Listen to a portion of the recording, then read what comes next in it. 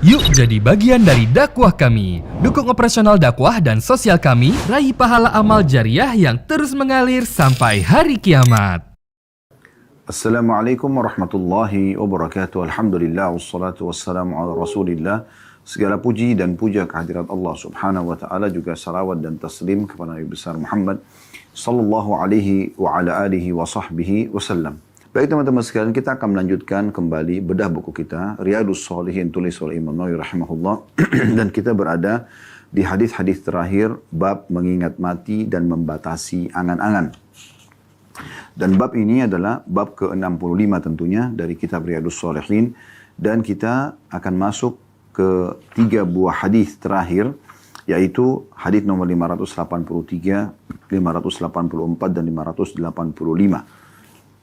Teman-teman sekalian, sebelum kita masuk ke hadis-hadis ini, kembali saya mengingatkan diri saya dan teman-teman sekalian, kalau ajal itu pasti datang, dan Allah Subhanahu wa taala mengatakan dalam firman-Nya, "Wa idza jaa ajaluhum la yastakhiruna sa'atan wa la yastaqdimun." Kalau ajal mereka datang maka tidak akan pernah diterlambatkan sesaat, ya, tidak akan pernah diterlambatkan ataupun dimajukan. Artinya, kalau kita akan meninggal sesuai dengan ajal yang Allah sudah tentukan, maka kita akan meninggal pada saat itu, dimanapun tempatnya. Dan Nabi SAW sudah mengatakan, bila Allah ingin merenggut nyawa seorang hamba, maka di satu tempat, maka Allah membuat dia punya hajat di tempat tersebut. Kemudian Allah Subhanahu wa taala ya merenggut nyawanya di lokasi tersebut.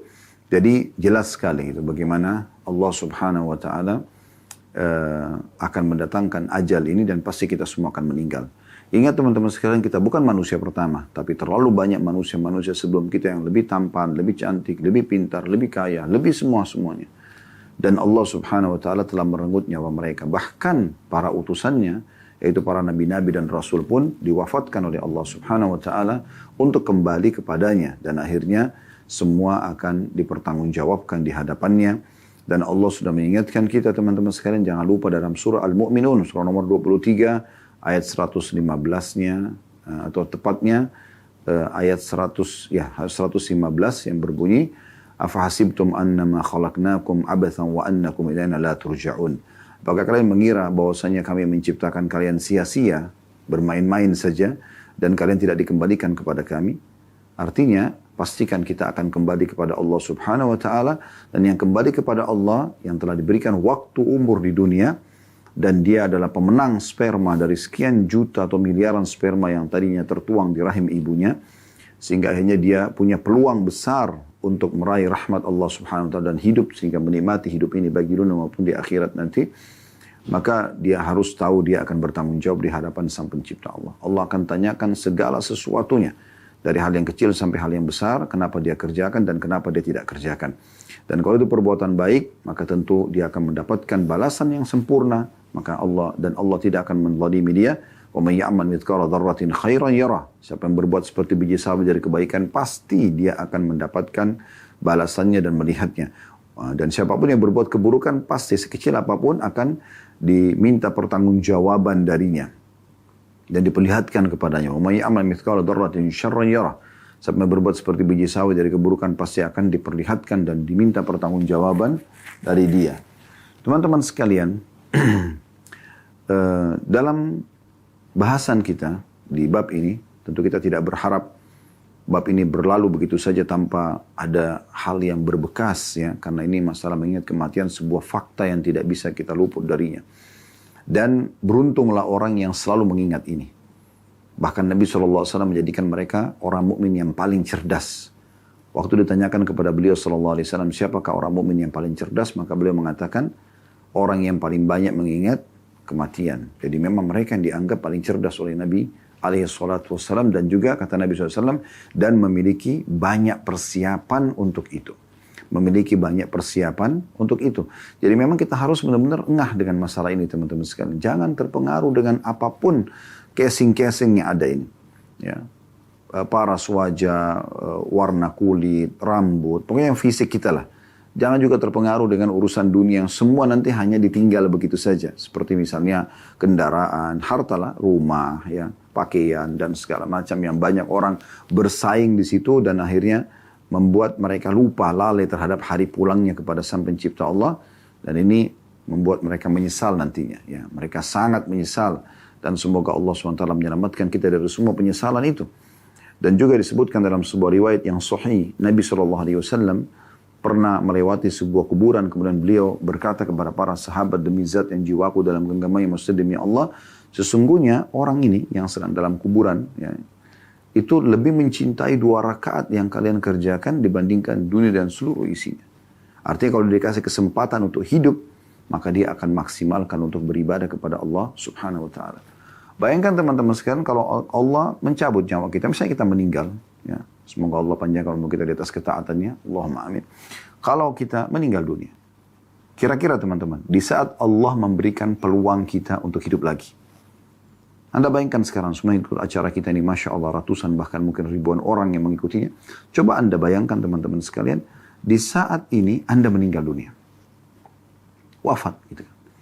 Lalu Allah berikan Anda kesempatan kembali. Setelah Anda dimandikan, dikafani, dimasukkan ke dalam liang lahat. Ya, kemudian di saat itu Anda sudah lihat bagaimana alam barzah, Anda sudah lihat hakikat akhirat. Lalu Allah berikan kesempatan Anda untuk kembali setengah jam saja. Kira-kira apa yang akan Anda kerjakan di setengah jam itu? Coba gunakan akal sehat Anda dan hati nurani Anda. Kira-kira Anda akan lakukan apa? Apakah Anda akan meeting lagi untuk bisnis yang miliaran? Apakah Anda akan kembali ke makanan favorit, biologis dengan pasangan halal, anggaplah misalnya sama pasangan halal, bukan berzinahan gitu kan? Atau Anda akan duduk bercengkrama dengan anak-anak, atau duduk jalan-jalan sama teman-teman? Semua itu Anda akan tepis pastinya. Berarti semua itu tidak Anda butuhkan sebenarnya. Cuma penyempurna saja, ya, pernak-perniknya kehidupan.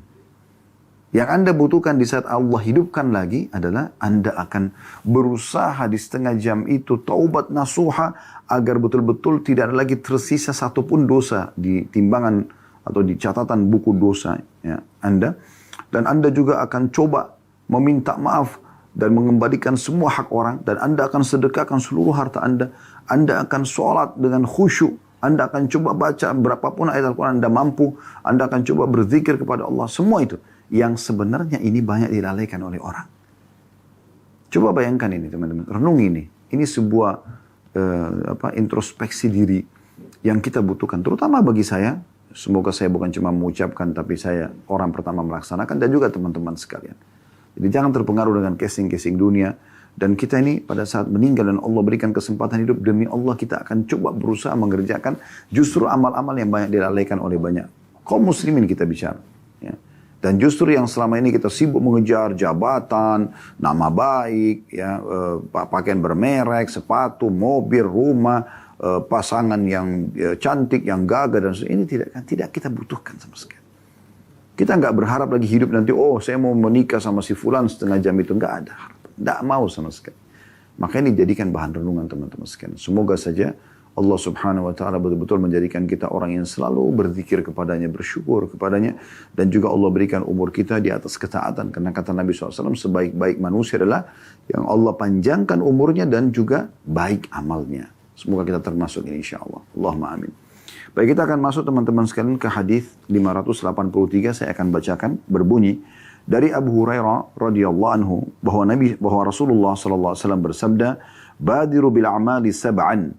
Hal tantadhiruna illa faqran munsiya aw ginan mutghiya aw maradan mufsida aw haraman mufannida aw mautan mujhiza aw ad-dajjala fa syarru ghaibin yuntadhar aw as-sa'ata was-sa'atu adha wa amar." Artinya bersegeralah kalian beramal sebelum datang 7 perkara. Kalian tidaklah menunggu kecuali kemiskinan yang membuat lupa, ini 1. Atau kekayaan yang membuat sombong, 2. Atau sakit yang merusak, 3. Atau tua yang melemahkan, pikun, 4. Atau kematian yang cepat tiba-tiba, 5. Atau dajjal yang merupakan seburuk-buruk yang dinantikan, ya. Atau ya, kiamat, dan kiamat itu lebih memilukan dan lebih pahit. Jadi ini perlu diperhatikan baik-baik. Jangan sampai kita luput dari masalah-masalah seperti ini. Jadi kita coba korek mutiara daripada hadis ini, ya. Walaupun sebelumnya mungkin perlu kita tambahkan sedikit informasi, ya. Teman-teman, Nabi SAW tidak menyampaikan ini kosong. Bukan hanya sekedar omongan yang kosong yang hanya menghibur umatnya. Bukan. Memang ini menyampaikan kepada kita, ayo sadar. Ya. Bersegeralah beramal sebelum datang 7 perkara. Sebelum kalian terjerumus di salah satu dari 7 perkara ini. Karena kalau sudah salah satunya datang, apalagi sampai bergabung 2-3 permasalahan atau 2 perkara ini atau 2-3 perkara ini dalam kehidupan seseorang. Itu akan lebih rumit bagi dia. Akan lebih sulit bagi dia. Gitu kan? Sampai tidak ada peluang lagi untuk beramal. Lalu kemudian Nabi SAW sebutkanlah satu persatu daripada 7 perkara yang akan kita rincikan insya Allah. Baik, kita coba ambil itu penjelasan globalnya ya. Tambahan informasi. Semoga hadits ini lebih kita bisa fahami dan renungi sama-sama. Jadi bukan hanya masuk telinga kanan, keluar telinga kiri. Tapi bagaimana kita betul-betul merenungi, oh ini ada pesan. Tidak usah lihat saya menyampaikan. Tapi bagaimana hadits ini Allah sampaikan ke telinga Anda ya, di siang hari ini. Atau mungkin nanti yang memutar siaran ulang di saat Anda mendengarkannya. Allah lah yang menginginkan Anda mendengarkan ini. Tinggal Anda engah menjadikannya sebagai sebuah peringatan, nasihat atau wasiat dari Allah SWT. Ya, tanpa harus melihat siapa yang menyampaikan, tapi isinya. Oh, ternyata Allah sedang mengirimkan peringatan kepada saya. Cuma melalui si fulan ini, kan gitu. Pelajaran pertama dari hadis adalah harusnya atau pentingnya seorang mukmin bersegera dalam bertaubat dan bersegera dalam beramal soleh. Jadi 2 hal itu dari mutiara yang pertama. Bersegera dalam bertaubat dari dosa-dosa masa lalu dan bersegera dalam beramal soleh. Jangan pernah tunda taubat, jangan pernah tunda amal soleh. Nah ini mutiara yang pertama dari hadis. Diambil dari potongan sabda Nabi SAW, Badiru bil a'mali sab'an. Badiru artinya segera. Ya, lari, cepat. Jangan pernah terlambat, jangan pernah sia-siakan. Dengan amal-amal soleh. Amal soleh masuk pertama adalah taubat dulu dari dosa-dosa kita masa lalu. Kemudian juga sibuk mengisi waktu-waktu yang tersisa dengan amal soleh. Ini penting. Ya. Dan ini keputusannya di tangan kita masing-masing teman-teman sekalian. Saya hanya bisa teriak-teriak seperti ini menyampaikan, tapi semua keputusan di tangan Anda. Anda mau nggak? Mau nggak menjadi orang yang lebih baik, lebih soleh dan solehah, meninggalkan semua masa-masa lalu yang penuh dengan keburukan. Jangan pernah mengatakan masa lalu ke masa itu, oh itu kenangan indah, dusta, ya, itu penipuan diri sendiri. Maksiat itu adalah kenangan buruk. Dan tidak boleh dikenang lagi. Perzinahan Anda dulu, penipuan Anda, mencuri Anda, narkotika Anda. Kadang-kadang orang dengan bangga menceritakan itu. Sambil mengatakan, dulu saya juga sudah pernah lalui semuanya. Apa manfaatnya dia membanggakan itu? Tidak ada manfaat sama sekali gitu. Seakan-akan dia mau tunjukkan, oh saya dulu justru waktu bermaksiat itu hebat. Gitu kan. Enggak, sama sekali. Jangan pernah bangga dengan dosa-dosa. Para salafus salih, ya, terutama dari kalangan sahabat, dari kalangan tabi'in, ridwanullah alaihim, mereka itu justru menyesali masa lalunya dan mereka coba berusaha tutupi gitu. Ya. Dan menyesal kenapa kok bisa sampai dulu melakukannya. Terus mereka sesali seumur hidup mereka. Dan ini yang diharapkan dari setiap orang mukmin. Mereka bertobat dari dosa-dosa mereka di masa lalu dan terus menyesali sepanjang hidup supaya tidak terjerumus lagi. Kemudian juga mereka dari sisi lain langsung sibukkan diri dengan amal soleh. Tidak pakai tunggu.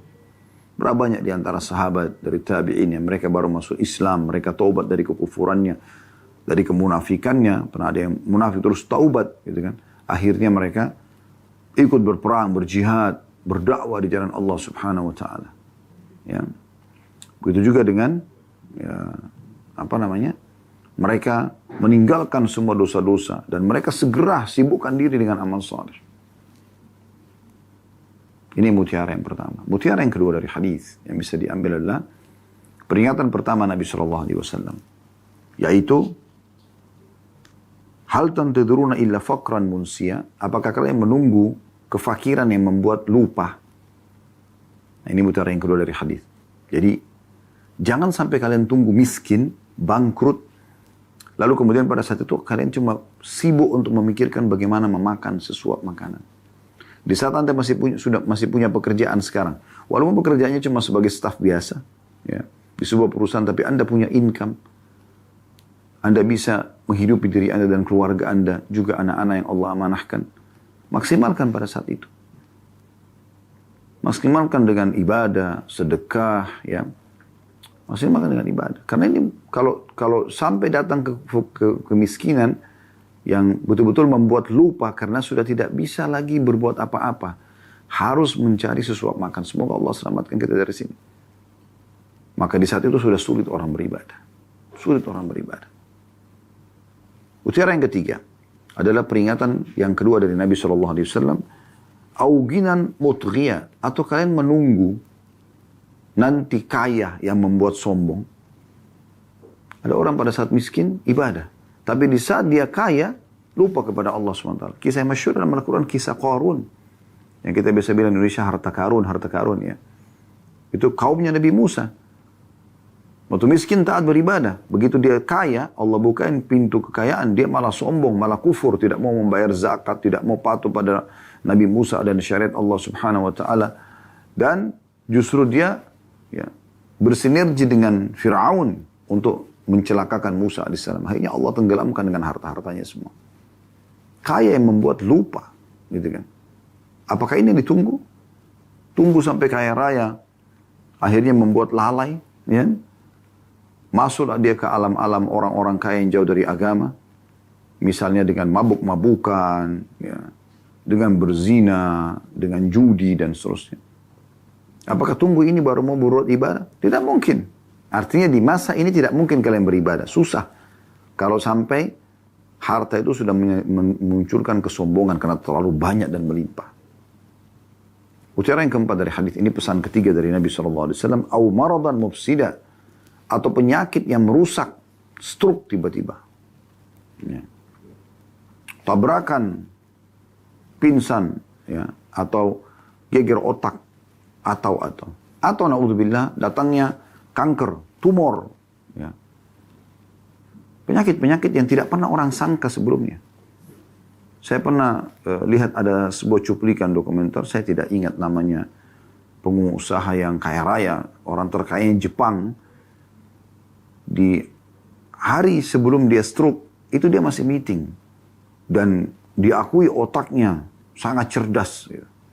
Malam hari tiba-tiba dia merasa tidak enak di bagian kepalanya, tiba-tiba seluruh tubuhnya keesokan paginya stroke.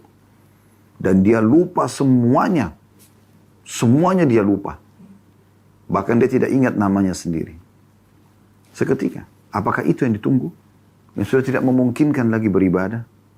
Nah, ini hati-hati kata Nabi SAW. Jangan tunggu itu.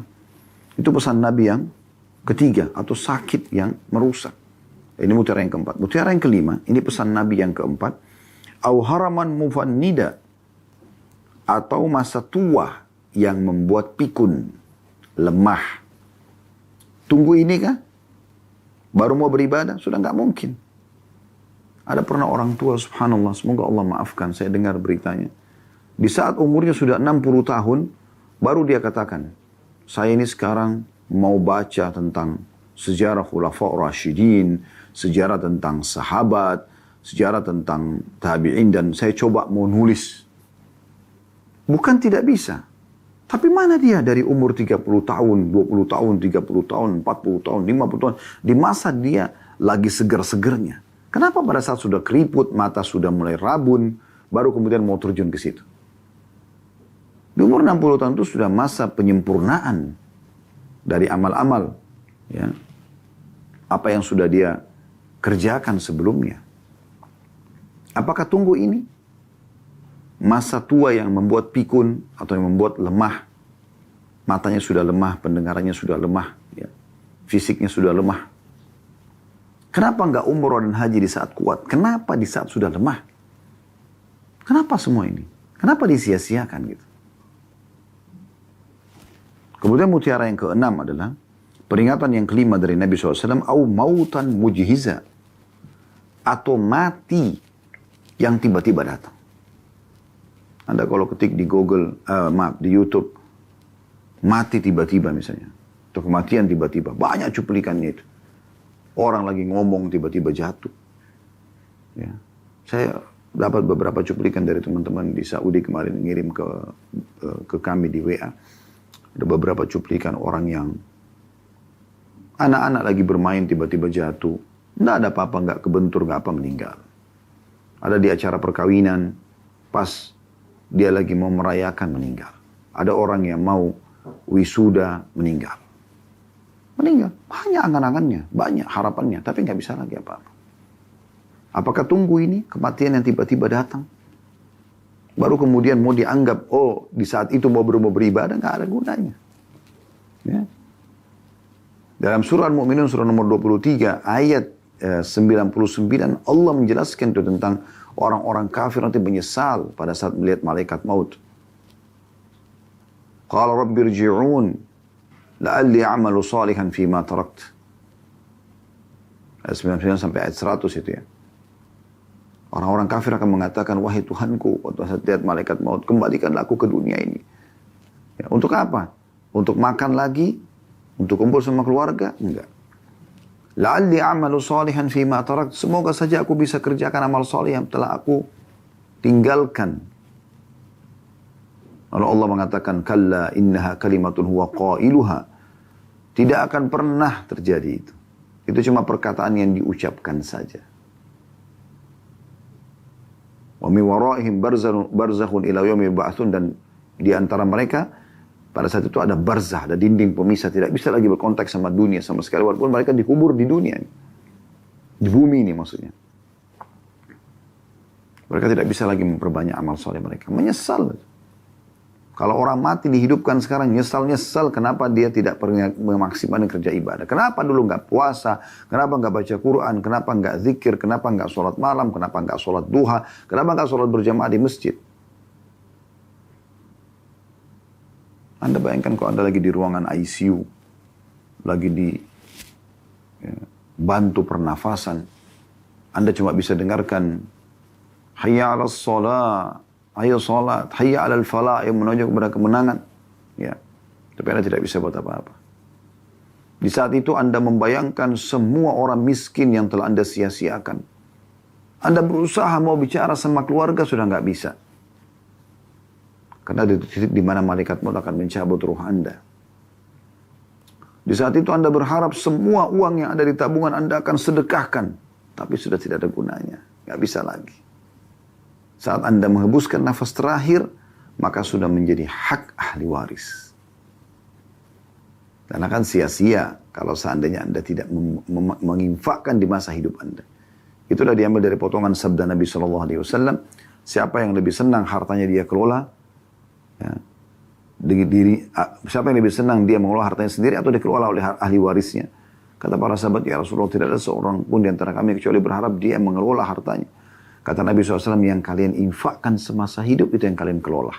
Karena kalian akan bawa ke sana, ke akhirat. Dan yang kalian tabung, itulah harta ahli waris. Karena mereka akan panen nanti. Nah ini penting. Ya. Hati-hati sekali. Kemudian, mutiara yang ketujuh, dan ini peringatan Nabi SAW yang keenam, awid dajjal fasyarru ghaibin yuntawar, atau dajjal, seburuk-buruk gaib yang ditunggu. Dajjal dari kata-kata dajjalah, artinya kekacauan, figur yang Allah sudah gambarkan dari anak Adam yang akan keluar membuat kerusakan di muka bumi. Ya. Pendukung syaitan. Dan kita dianjurkan sebagai seorang muslim selalu membaca sebelum salam setiap sholat wajib ataupun sunnah. Wa'udzubika min syarri fitnatil masih dajjal. Dan aku berlindung kepadamu dari keburukan fitnah yang masih dajjal. Di masa dia keluar, sulit sekali orang untuk bisa beribadah. Ya, karena dia akan, kata Nabi SAW, tidak ada tempat pun di muka bumi ini kecuali dia akan lalui. Dia pasti akan lalui. Cuman memang, ya, orang-orang yang beriman kepadanya akan makmur. Negeri mereka akan makmur, badan mereka akan sehat. Fitnah Allah berikan. Maksudnya cobaan di sini. Fitnah bermakna cobaan.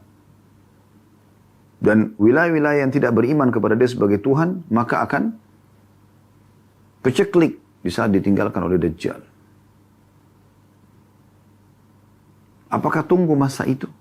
Di mana Nabi SAW mengatakan, kalau kalian dengar Dajjal keluar di satu lokasi, jauhlah, menjauhlah. Walaupun kalian harus menyelamatkan diri kalian dan keluarga kalian ke atas gunung. Dan jangan seseorang di antara kalian berkata, ya, sesungguhnya imanku kuat dan aku akan menghadapinya. Itu tidak bisa. Tapi kalau kalian sedang bertemu dengan Dajjal, maka kokohkanlah telapak kaki kalian. Maksudnya, tetap dengan keimanan kalian. Mutiara yang ke-8, dan ini perkara yang ke-7 yang diingatkan oleh Nabi SAW, awis sa'ata adha wa amr. Atau kalian tunggu hari kiamat itu jauh lebih sulit dan jauh lebih pahit. Tunggu nanti kebangkitan hari kiamat baru mau nyesal-nyesal. Nggak bakal bisa kembali ke dunia ini. Tidak usah bicara teman-teman hari kiamat terlalu jauh, subhanallah. Beberapa detik yang lalu nih, misal contoh, sholat duhur tadi. Baru berapa waktu lalu kita kerjakan. Ya. Kalau ada orang yang belum sholat duhur, tadi di awal waktu, dan dia baru mau sholat sekarang, beda pahalanya dengan orang sholat di awal waktu, karena Nabi SAW amal yang paling Allah cintai di awal waktu. Kalau dia menyesal, setelah dia dengar ceramah ini, misalnya dia menyesal, harusnya saya tadi sholat awal waktu ya, nanti kalau enggak saya akan menyesal. Iya, memang Anda akan menyesal itu. Di hari kiamat nanti, Anda akan menemukan buku amal Anda, ya, tertulis sholat duhurnya telat 1 jam. Beda pahalanya dengan orang yang bersama dengan takbiratul ihram imam. Semoga Allah selalu memudahkan kita agar selalu memperindah ibadah kepada Allah SWT, baik itu tepat waktu, ya, tepat, ya, kualitas dan kuantitasnya. Allahumma amin. Siapa yang Allah berikan taufik setiap azan tergerak hatinya untuk sholat, apalagi ke masjid bagi laki-laki. Setiap orang miskin selalu sedekah, setiap kali buka handphone ada kesempatan membaca Al-Quran, setiap kali ada waktu begini bisa mendengarkan ceramah, dengar ceramah. Itu loh, wallahi teman-teman sekalian adalah sebuah karunia dari Allah SWT untuk Anda. Bersyukur Anda bisa berzikir dan beribadah kepada Allah. Berapa banyak orang yang Allah tidak berikan kesempatan itu. Badannya sehat, hartanya banyak, tapi tidak bisa berbuat ibadah itu. Maka bersyukur kepada Allah SWT. Hari kiamat, hari yang berat. Hari berat. Kalau tadi sudah luput itu Anda tidak bisa perbaiki. Kita tidak bisa mohon kepada Allah. Walaupun kita menangis-nangis. Ya Allah tolonglah. Ya Allah tolonglah. Selamatkanlah. Gitu. Maksudnya ya Allah tolonglah. Kembalikan ke jam 12 lewat 5 menit tadi. Saya mau sholat awal waktu. Anda nggak bisa. Sholat Anda duhur ini akan dicatat. Kalau Anda baru mau sholat sekarang. Pukul 13 lewat 30 menit. Begitu juga dengan seluruh amal soleh yang banyak disia-siakan. Maka hati-hati teman-teman sekalian. Teman-teman sekalian, kita akan melanjutkan 2 buah hadis yang tersisa dalam bab ini. Semoga Allah Subhanahu wa taala menjadikan ilmu yang bermanfaat dan juga dijadikan sebagai tambahan amal kita pada hari kiamat. Allahumma amin. Hadis 584, hadis yang sangat pendek namun memiliki kandungan makna yang sangat dalam. Dari Abu Hurairah radhiyallahu anhu, beliau berkata, Rasulullah sallallahu alaihi wasallam bersabda, "Aktsiru dzikra hadhimil ladzat, yakni al-maut."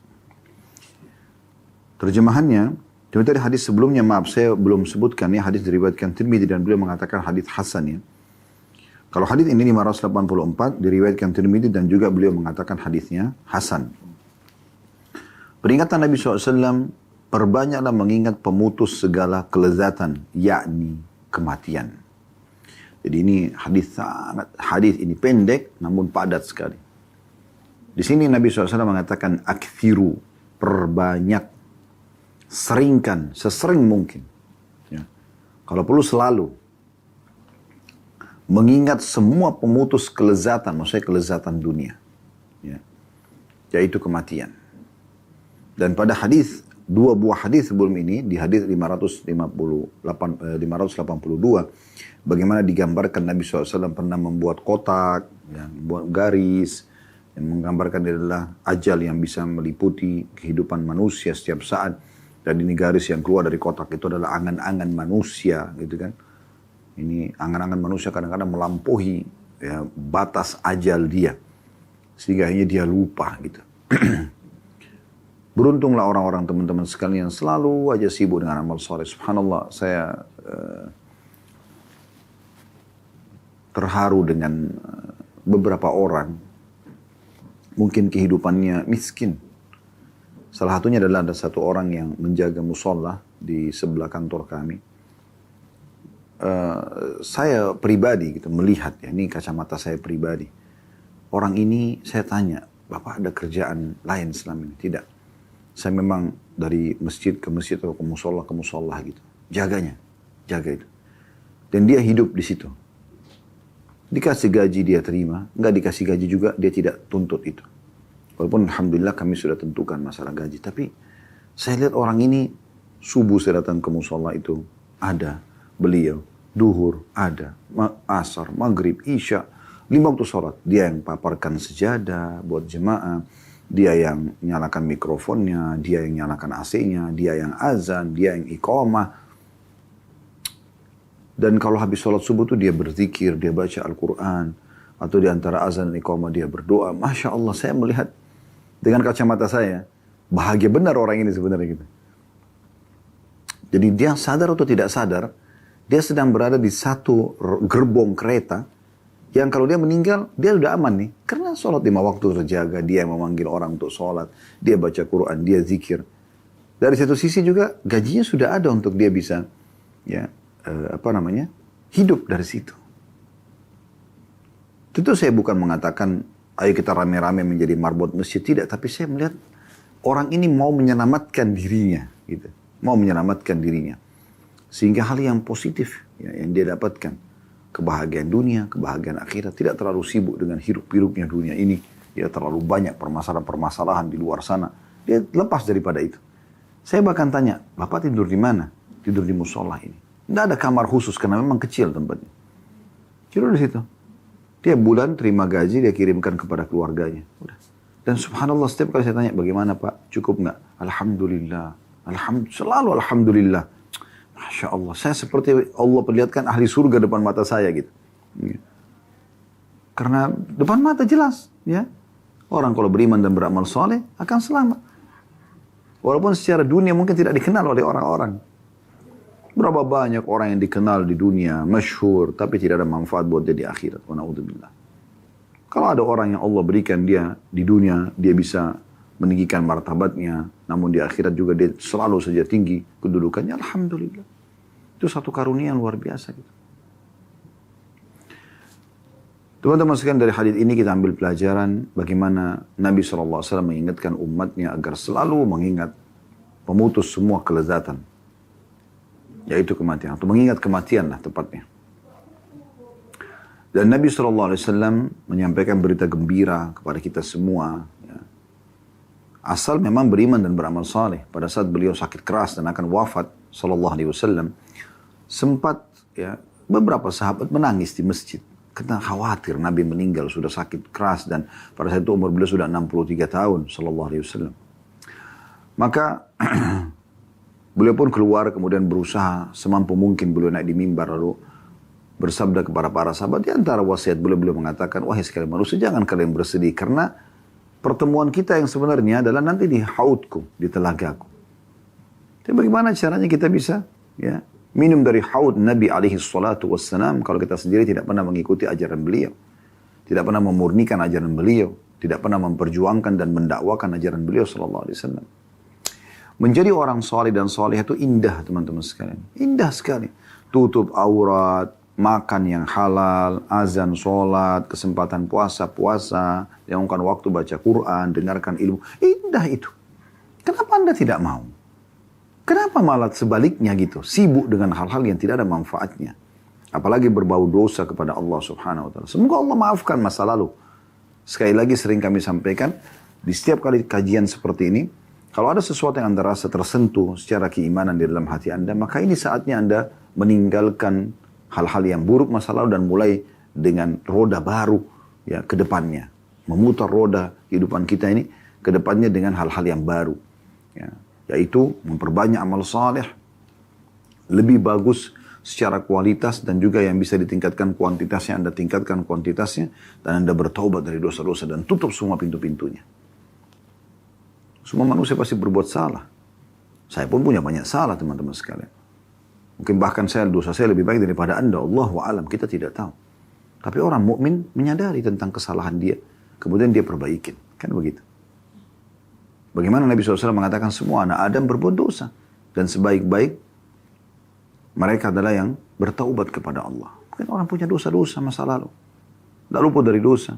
Tapi Allah itu maha mendengar, maha mengetahui dan suka dengan hambanya yang bertaubat. Kembali ke jalan Allah subhanahu wa ta'ala. Kalau orang itu masa lalunya ada buruk, kemudian dia bertobat, lalu kemudian dia sibuk dengan amal saleh dan akhirnya sisa umurnya terisi, itu tuh sebuah karunia yang luar biasa itu. Harus kita syukuri teman-teman sekalian. Jadi ibadah itu punya kenikmatan. Enak sekali jadi orang soleh dan soleha. Saya sarankan teman-teman kembali kepada ceramah kami juga di playlist YouTube, itu ada judulnya Indahnya Menjadi Orang Soleh. Baik, ini pelajaran pertama dari hadis, ada anjuran Nabi SAW untuk mengingat kematian. Kemudian pelajaran yang kedua adalah kematian dipastikan dalam hadis ini pemutus semua kelezatan dunia. Sudah kami kasihkan gambaran tadi ya. Orang itu kalau sudah mau mati, teman-teman sekalian, lihat malaikat maut, lalu diberikan kesempatan untuk hidup lagi beberapa menit saja ke depan, dia tidak akan pernah mau berpikir urusan dunia lagi. Habisin waktu jalan ke mall kah, ke restoran kah, duduk sama teman-teman, apalah, cengkrama sama pasangan, sama anak-anak, tidak mau lagi udah dia. Dia berusaha detik-detik bagaimana dia maksimalkan taubat nasuha kepada Allah sehingga semua dosanya dimaafkan dan dia selamat masuk ke dalam surga. Ini pemutus semua kenikmatan dunia. Bukan berarti dunia tidak bisa kita nikmatin, tapi jangan sampai membuat kita lalai. Hadis yang terakhir teman-teman sekalian, hadis 585 dalam bab ini, dari Ubay bin Ka'ab radhiyallahu anhu, karena Rasulullah sallallahu alaihi wasallam idza dhahaba thuluthul laili qam, faqala ya ayuhan nas udhkurullah, ja'atir rajifah, tatba'uha ar-radifah, ja'al mautu bima fihi, ja'al mautu bima fihi. Qultu ya Rasulullah, inni ukthiru as-salata 'alaik, fakam aj'alu laka min salati? Faqala ma syi'ta. Qultu ar-rub'u. Qala ma syi'ta. فإن زدت فهو خير لك. قلت فالنصف. قال ما شئت. فإن زدت فهو خير لك. قلت فالثلثين. قال ما شئت. فإن زدت فهو خير لك. قلت أجعل لك صلاتي كلها. قال إذا تكفى همك ويكفر لك ذنبك. Hadis ini hadis yang hasan diriwayatkan oleh Tirmidzi. Terjemahannya, kata Ubay bin Ka'ab radhiyallahu anhu, bahwa apabila sepertiga malam telah berlalu, atau tersisa sepertiga malam, Rasulullah SAW bangun dari tidurnya. Lalu beliau bersabda, wahai manusia, berzikirlah kepada Allah. Telah datang rajifah atau tiupan sangkakala pertama. Yang diikuti oleh radifah, tiupan sangkakala. Radifah, ya, tiupan sangkakala yang kedua. Kematian datang dengan segala kesulitannya. Kematian datang dengan segala kesulitannya. Dua kali Nabi ulangi sallallahu alaihi wasallam. Lalu saya berkata, kata Ubay bin Ka'ab, wahai Rasulullah, sesungguhnya saya ingin memperbanyak bersalawat untuk Anda. Nah, saya di antara amal yang saya mau fokus nih adalah bersalawat kepada Anda. Lalu berapa bagiankah dari doa salawatku yang saya jadikan untuk Anda? Maka beliau sallallahu alaihi wasallam bersabda, terserah kamu. Dia mengatakan 1/4. Beliau mengatakan terserah kamu. Kalau kamu menambahkannya itu lebih baik bagimu. Lalu saya berkata lagi, 1/2 kah? Maka beliau sallallahu alaihi wasallam bersabda, terserah kamu. Kalau kamu menambahkannya itu jauh lebih baik untukmu. Saya berkata 2/3 kah? Maka kata Nabi sallallahu alaihi wasallam, terserah kamu. Kalau kamu menambahkannya itu lebih baik bagimu. Saya berkata lagi, saya jadikan seluruh doa salawatku untuk Anda. Maka beliau sallallahu alaihi wasallam bersabda, jika demikian maka kepentinganmu dicukupi dan dosa-dosamu akan diampuni. Ini hadis terakhir dalam bab ke-65 masalah ya, anjuran untuk mengingat kematian ya, dan membatasi angan-angan. Baik, hadis ini teman-teman sekalian secara global ya, maknanya adalah Nabi sallallahu alaihi wasallam selalu digambarkan oleh Ka'ab radhiyallahu anhu bangun sholat malam. Artinya bisa dikatakan tidak pernah luput satu malam pun tanpa sholat malam ya sallallahu alaihi wasallam. Karena ada sebuah riwayat disebutkan tentang sholat malam Nabi SAW oleh Ummul Mukminin Aisyah radhiyallahu anha. Jangan kalian tinggalkan sholat malam karena Nabi SAW tidak pernah meninggalkan sholat malam. Kalaupun beliau dalam kondisi sakit atau lagi malas, beliau kerjakan walaupun dalam kondisi duduk. Dan kata Nabi SAW dalam hadis lain, syaraful mu'min, ya, qiyamuhu. Jadi kemuliaan seorang mukmin itu justru pada saat dia bangun sholat malam. Jadi di sini penting sekali untuk diperhatikan oleh setiap mukmin, gitu kan? Ini kebiasaan Nabi SAW. Beliau selalu kalau tertinggal sepertiga malam pasti bangun sholat malam. Tidak cukup di situ. Siapapun yang beliau temui beliau ingatkan. Ingat, sangkakala pertama akan ditiup. Nggak lama lagi nih kiamat. Dan setelah itu akan ada ya tiupan yang kedua. Tiupan yang pertama itu kan penghancuran semuanya. Hancur semua ada di bumi, di langit dan di bumi ini kecuali yang Allah izinkan. Seperti Allah jelaskan dalam Al-Quran, "Munfiqa bisuri fasa'iqa man fis samawati wal ard illa man syaa Allah." Kalau ditiup sangkakala yang pertama maka semua yang di langit dan di bumi akan mati kecuali yang Allah inginkan. Ya. Maksudnya di sini adalah sebagian ulama ada yang mengatakan pemikul arsy-Nya Allah, ya, para bidadari dan bidadara yang ada di surga gitu kan, ada yang Allah kecualikan lah. Kemudian setelah itu kata Nabi SAW tertiup lagi tiupan yang kedua. Setelah rajifah datang radifah. Ya. Tiupan yang kedua ini adalah untuk membangkitkan dan diminta pertanggungjawaban. Gitu kan? Nah, setelah itu teman-teman sekalian Nabi SAW mengatakan ingat hati-hati dengan kematian dan seluruh kesulitannya. Tegangnya orang pada saat lihat malaikat maut pertama kali, dicabutnya ruh, penyesalan-penyesalan yang terjadi dari setiap amal-amal saleh yang tidak sempat dikerjakan, dosa-dosa yang tidak sempat bertobat darinya. Ya. Hati-hati, Nabi ingatkan 2 kali. Hati-hati kematian dengan kesulitannya. Hati-hati kematian dengan kesulitannya. Peringatan Nabi SAW. Maka Ka'ab yang mendengarkan ini langsung mengatakan, "Ya Rasulullah." Yang terlintas di benak dia pada saat itu, "Saya ingin sekali meluangkan waktu bersalawat kepada Anda." Maka berapa lama atau berapa banyak kalau saya lagi mau luangin waktu, kira-kira dari misalnya sejam, setengah jam luangin waktu untuk berzikir. Berapa yang saya siapkan untuk zikir membaca salawat kepada Anda? Di sini dia sebutkan beberapa tahapan, tentunya dia mengatakan 1/4 kah? Ya.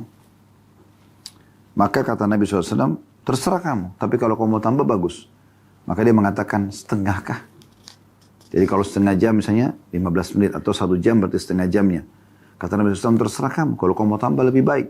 Dia mengatakan 2/3 kah? Kata Nabi SAW, terserah kamu, kalau kamu mau tambah lebih baik. Maka dia mengatakan, kalau begitu kalau saya luangin waktu untuk berzikir, baca salawat, saya akan full semua 1 jam itu untuk zikir salawat kepada Anda. Kata Nabi SAW, kalau begitu, ya, maka kepentinganmu semua akan dicukupi dan dosa-dosamu akan diampuni. Ini global makna hadisnya. Kita coba ambil mutiara dari hadis ini. Mutiara yang pertama teman-teman sekalian adalah bagaimana Nabi SAW selalu menghidupkan malamnya. Ya, dan itu digambarkan oleh sahabat yang mulia Ubay bin Ka'ab radhiyallahu anhu ini. Ya. Kalau memang Nabi SAW selalu kalau tertinggal sepertiga malam bangun. Ya, berarti siapa yang mencintai Nabi SAW mencontohi beliau. Tidak pernah meluputkan malam harinya kecuali bermunajat berdua dengan Tuhannya. Dan ini waktu-waktu yang paling mahal bagi setiap mukmin. Jangan sia-siakan. Bangun walaupun ngantuk, paksakan pada saat itu ibadah. Mutiara yang kedua dari hadis adalah afdal salat malam di sepertiga malam. Diambil daripada hadis ini juga bahwasanya Nabi SAW kalau tertinggal sepertiga malam beliau bangun. Ya. Juga diambil daripada hadis Nabi SAW kalau tertinggal sepertiga malam Allah turun ke langit bumi kemudian bertanya kepada para malaikat, adakah yang memohon ampun aku maafkan, ada yang punya hajat aku penuhi, atau adakah yang minta tolong aku tolong gitu kan. Nah, ini waktu yang paling afdal. Dan juga tentang hadis salat malam yang pernah Nabi SAW sebutkan, ini dinukil oleh Al-Mundhiri dalam kitab Targhib wa Tarhibnya.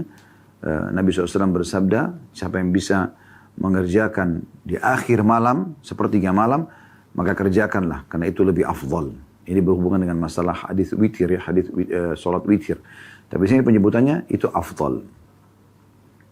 Mutiara yang ketiga dari hadis adalah bagaimana Nabi SAW mengingatkan kepada umatnya agar hati-hati menghadapi kematian, menghadapi sangkakala. Ya, kalau mati datang, tidak ada lagi kesempatan beramal nih. Kalau sudah tutup sangkakala, tidak ada lagi kesempatan beramal. Hati-hati, hati-hati diingatkan. Hati-hati, Nabi ingatkan. Kalau gambaran dari hadis Ubay bin Ka'ab ini, hampir setiap malam Nabi SAW kalau bangun, ya, karena kan tadi dijelaskan tiap malam Nabi SAW bangun ini ya, dan berarti setiap malam juga itu beliau ingatkan ini. Hati-hati tiupan sangkakala yang pertama. dimusnahkan semua. Sangkakala kedua pembangkitan, hati-hati dengan kematian dan kesulitannya. Artinya, kalau mau selamat dari sekarang nih, mumpung kamu hidup, berdoa kepada Allah, beramal saleh, bertobat dari dosa-dosa. Lakukan ini segera. Segera, jangan ditunda. Detik ini taubat dari semua dosa Anda. Berubah menjadi orang yang baik, orang yang saleh dan saleh. Tidak usah peduli dengan perkataan orang. Ya. Segera taubat dari kesalahan-kesalahan kita. Segera sibukkan diri dengan amal-amal saleh ke depan. Kalau sudah sibuk dengan amal saleh, tingkatkan kualitasnya. Dan tingkatkan kuantitas kalau yang boleh ditambah kuantitasnya. Seperti misalnya sholat malam. Biasanya Anda cuma baca sholat 2 rakaat. Anda sekarang sholat jadi 4 rakaat. Kalau biasanya 4 rakaat Anda jadikan 8 rakaat misalnya. Sampai hanya sempurna 11 rakaat dengan witirnya misalnya. Kalau Anda biasa sholat cuma baca 2-3 ayat 1 rakaat. Sekarang Anda bisa baca 5-6 ayat, 10 ayat, 100 ayat. Nah ini kan ditingkatkan. Begitu juga dengan ibadah-ibadah sunnah yang lain yang bisa ditingkatkan secara syar'i kuantitasnya. Ya. Ini penting untuk dilakukan. Dan selamatkan dirimu, hai muslim. Selamatkan dirimu, hai muslimah. Keputusan di tanganmu sendiri. Allah berfirman, Inna Allah la yughayyiru ma biqaumin hatta yughayyiru ma bi anfusihim. Allah tidak akan mengubah nasib satu kaum sampai mereka mengubah nasib mereka sendiri. Mutiara yang keempat adalah adanya anjuran untuk memperbanyak salawat kepada Nabi SAW. Luangkan waktu teman-teman untuk baca salawat kepada Nabi SAW. Jadikan ini sebagai zikir rutin. Minimal sekali 10 kali pagi dan 10 kali sore. Yang biasa dimasukkan dalam zikir pagi petang. Ya. Dan Nabi SAW mengatakan siapa membaca salawat kepada aku 10 kali pagi dan 10 kali sore, maka dia akan mendapatkan syafaat kepada hari kiamat. Ini minimal. Kalau Anda bisa baca lebih daripada itu silahkan. Anda baca memperbanyak salawat kepada Nabi SAW. Ini penting. Ya. Karena memang keutamanya luar biasa. Sampai waktu Ubay bin Ka'ab mengatakan, ya Rasulullah, pada saat beliau minta saran Nabi, kira-kira berapa banyak waktu saya luangkan untuk berzikir, bersalawat kepada Anda di saat saya mau luangkan waktu berzikir. Beliau sebutkan kan, 1/4 kah? Nabi SAW mengatakan, boleh, tapi kalau kau tambah lebih bagus. 1/2 kah? Boleh, tapi lebih bagus kalau kau tambah. 3/4 kah? Boleh, tapi lebih bagus kalau kau tambah. Kalau gitu ya Rasulullah, di saat saya luangkan waktu, saya langsung salawat kepada Anda selalu. Kata Nabi SAW, kalau begitu, dipenuhi semua kebutuhanmu dan diampuni dosamu. Ini keutamaan salawat yang luar biasa. Dari sekian banyak keutamaan salawat kepada Nabi SAW. Ya. Itu juga dengan hadis Nabi SAW bagi orang yang masih malas membaca salawat kepada beliau SAW. Beliau mengatakan, ragama anfumri'in. Sungguh terhina seseorang itu. Sebenarnya kalau letterletnya ini, hidungnya seseorang itu tertempelkan ke tanah. Ya, sehingga dianggap dia terhina. Man idza dzukirtu inda wa lam yusalli alayya. Siapa yang disebutkan namaku di sisinya lalu dia tidak membacakan salawat kepadaku sallallahu alaihi wa ala alihi wa sahbihi wasallam. Maka kita termasuk orang yang selalu membaca salawat kepada beliau sallallahu alaihi wasallam sesuai dengan tuntunan beliau sallallahu alaihi wa ala alihi wa sahbihi wasallam. Subhanakallahumma bihamdika asyhadu an la ilaha illa anta astaghfiruka wa atubu ilaik. Assalamualaikum warahmatullahi wabarakatuh.